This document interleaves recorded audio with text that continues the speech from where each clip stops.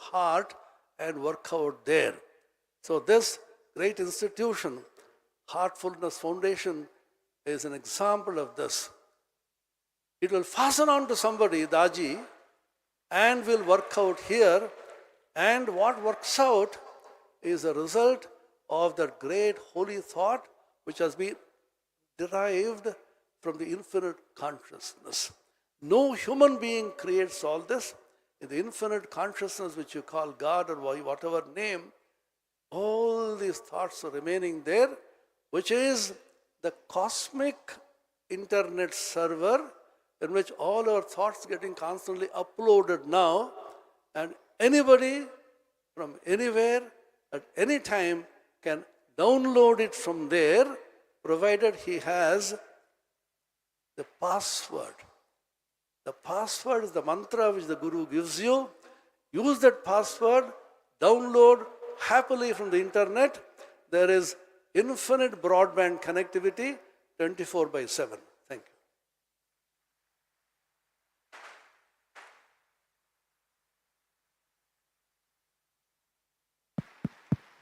Check. Hello. Thank you, Swami. Thank you very much. We have 2 more minutes left in this session. Let's take 2 questions from the audience, please, to the panelists.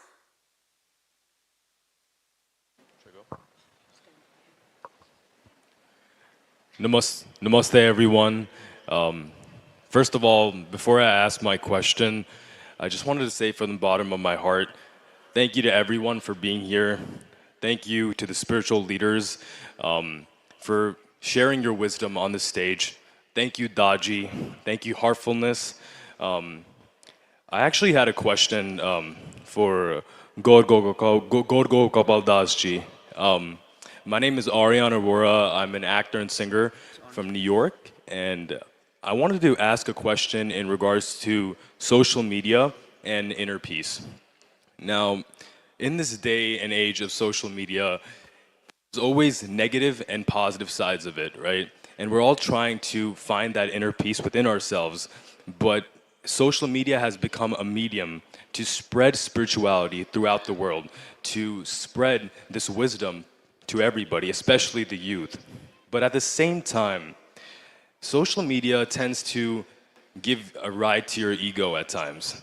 And even in the process of creating content, and hopefully creating content with a positive mindset, with a purpose, sometimes you get into that mindset of likes, what other people are gonna think. And during that process, sometimes you feel like, oh, maybe if I do this, that will be better and more perceived and accepted by other people.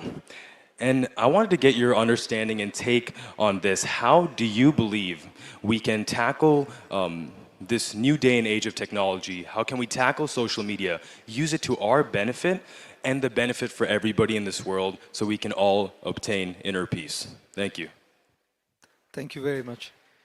Thank you for that brilliant question. How do we really use social media as a great medium to spread inner peace and not allow social media to ruin our inner peace when we look at what other people are doing and lose our authenticity as well? I've always believed in a few things. Number one is our relationship with anyone or anything in the world is only effective as is our relationship with our own self. The more we work on our relationship with our own self and our relationship with divinity, what's happening in the world doesn't bother us as much as it would have otherwise. If we find ourselves disturbed, we find ourselves in the mode of comparison, if we find ourselves in the mode of dirty competition, if we find ourselves in the mode of what we would call the rat race, then it also means that there is somewhere we are lacking a deeper connection with our own self. Which is precisely why people who are out, just like a massive tree, a huge tree, the way it grows above the ground, that's how much the roots have to go deep within. If the roots are not deep, if the roots are not strong, a storm, you wouldn't even need a storm in fact. A small gush of wind can bring the tree down if the roots are weak. So the more we grow externally, That's how much we have to do internal work. And if we find that that internal work is lacking, the external tree is going to be a threat.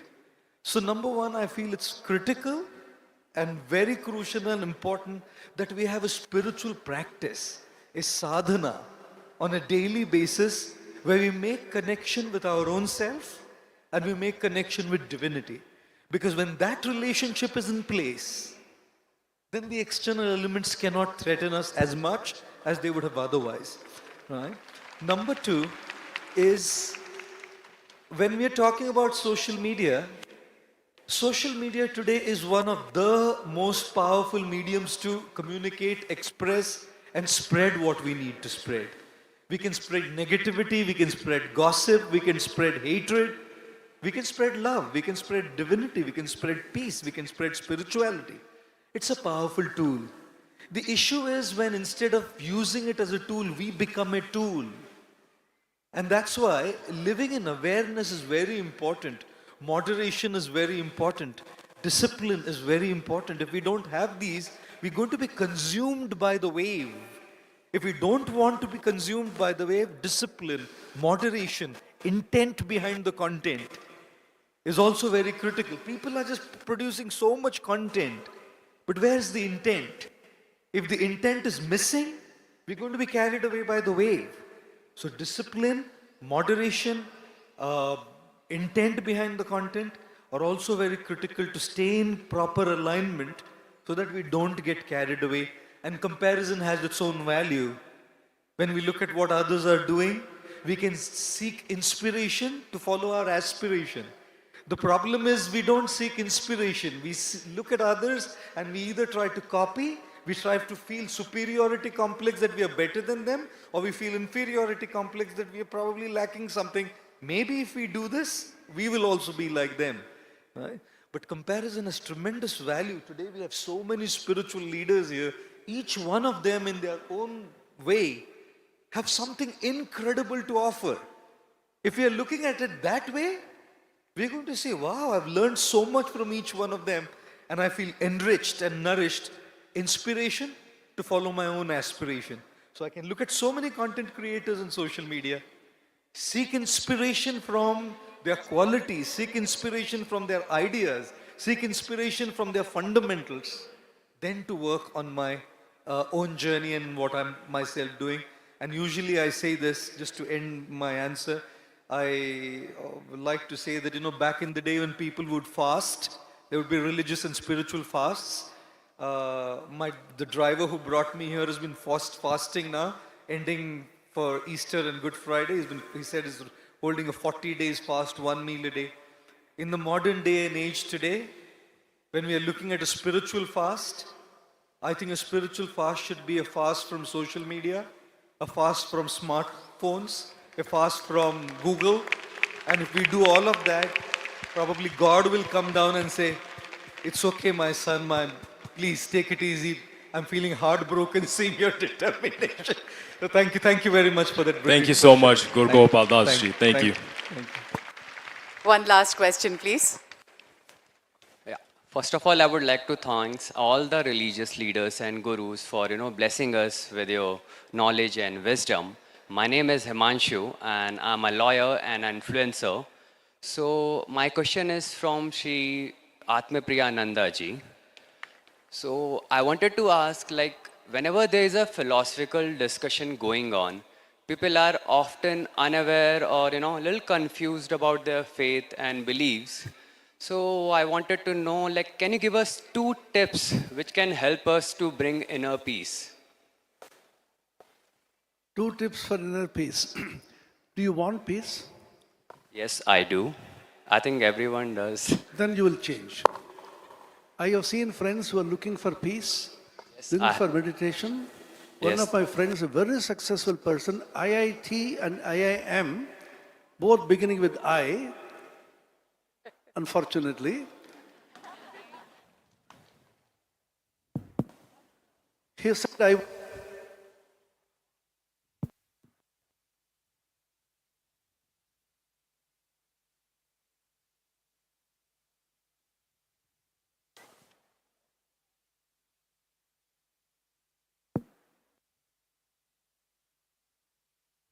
Then he came over. He wanted to stay for a week. After a couple of days, he said, "There's too much."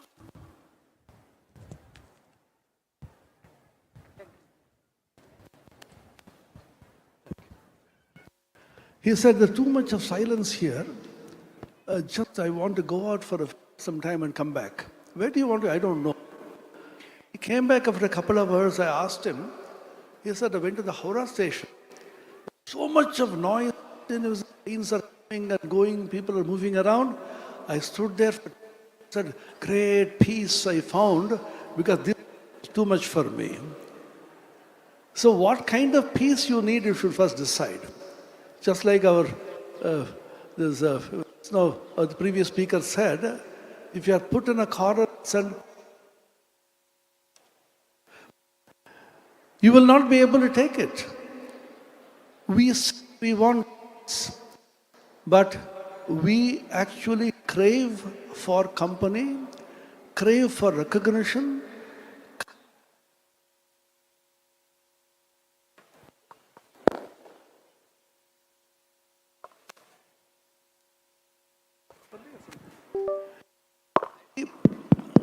We crave for so many things, and therefore the peace is affected the moment you crave. This is the state Gita. Naseshataha, and the desire that you have, it what takes you away from peace. So the first tip to peace is, do you really want it? Are you tired of this entire world of hurry-burry and hurly-burly and competition, envy and jealousy and people trying to go up the ladder of so-called success? Are you tired of all this? If you are not tired, please go ahead. You will find peace later on. You should be tired of all this. This is the first step Vedanta also says. Second is, if you deeply want peace, find out what is the way for you. Your way may not be anybody else's. You are going to a restaurant, huge amount of food is there, several varieties of food are kept there. Don't compare one with the other, which is good or which is bad, which is for you. So find out, read everything. This is called Viveka. The first is called Vairagya, the second is Viveka. Find out discerning intellect through intelligence, through thought, through contemplation, through meditation, through advice of elders, Sadgurus, Upadesha. You find out which is the path for you and take that and pursue it. We always want solutions. When solutions are given in the scriptures by the Sadgurus, we do not actually want to follow it. It is not easy. Everybody thinks he is after peace, but we fundamentally want noise. Our mind is constantly clattering. Outside may be very peaceful. Our mind is constantly clattering. Bhagavan Ramana Maharshi, the great sage of Arunachala in the southern part of India, he says, Shumma, first be quiet. We can't be quiet.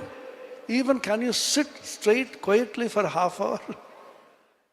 As Gopalji just now said, everybody checks whether the mobile phone is there in his her pocket. Immediately you feel terribly perturbed because your whole prana is there. So Christ said in the Bible, where your treasure is, there your heart will be also. Where is your treasure? What exactly you want in life, you first find out. If you want peace, you will definitely find peace. That is called Vyakulata according to Sri Ramakrishna, Mumukshutva according to the Vedanta. If you really want it, then you will be tired of this whole thing and pursue it deeply within. Thank you, Swami. Thank you very much. That is the end of the first plenary session, Inner Peace to World Peace. On this note, I request Daji to present mementos to our esteemed spiritual gurus. Firstly, to our Additional Secretary, Ministry of Culture, to Ranjana Chopraji. A huge round of applause. Ladies and gentlemen, boys and girls, friends.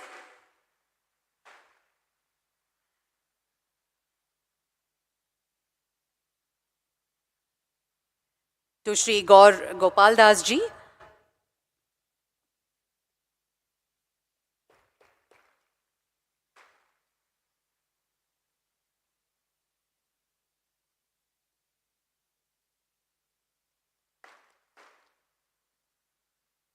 to Sister Usha Banji,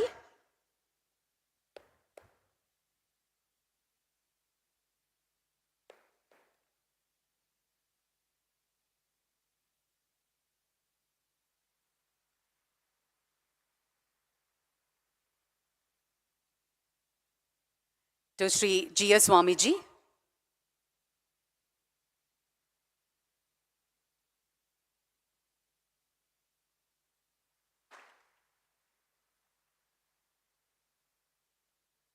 and to Swami Atma Priyananda ji.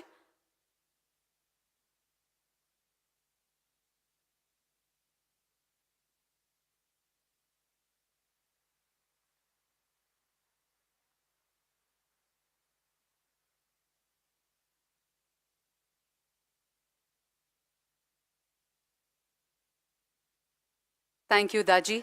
Thank you to all the esteemed spiritual gurus. May I request all of you to kindly come forward for a group photograph. Request all the gurus to step forward for the group picture.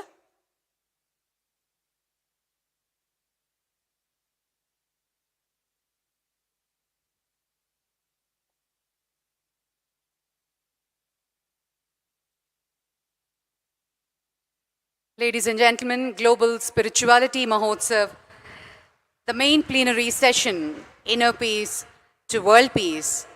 A humble thank you and gratitude to all the esteemed gurus. And in a short while, we shall begin the plenary session, Spirituality in Daily Life. At this moment, I would like to mention about the tree plantation Mahotsav post-lunch around 2:30, where all our esteemed spiritual leaders shall be joining in this momentous moment, the tree plantation, where the one quest of heartfulness, one earth, one family, one future, and this culminates in the tree plantation and will remain a memorable moment on this very special occasion. Thank you, ladies and gentlemen.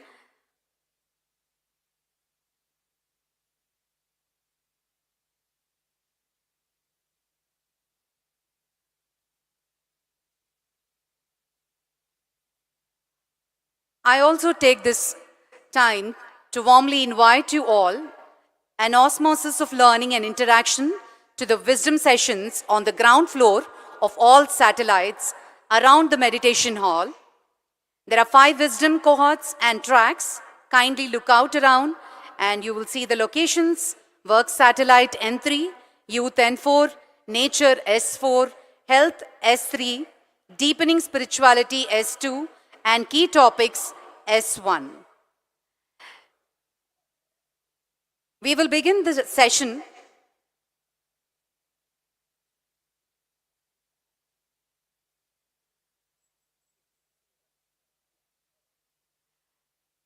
I request all the esteemed audience to be seated to begin with the yoga session and followed by the next plenary session. The topic, spirituality in daily life. I request all of you to kindly remain and be seated.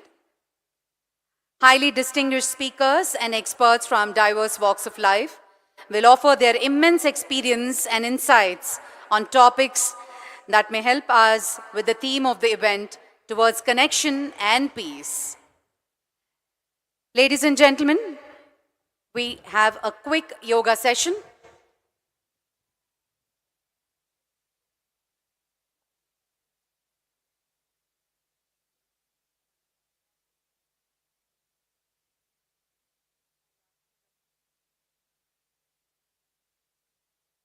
Is it there? Can we have the cordless mic, please?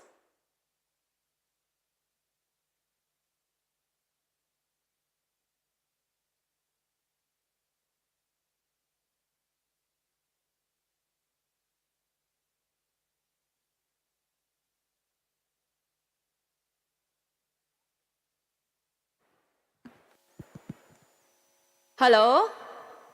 Hi everyone, once again. Please be seated. Please be seated.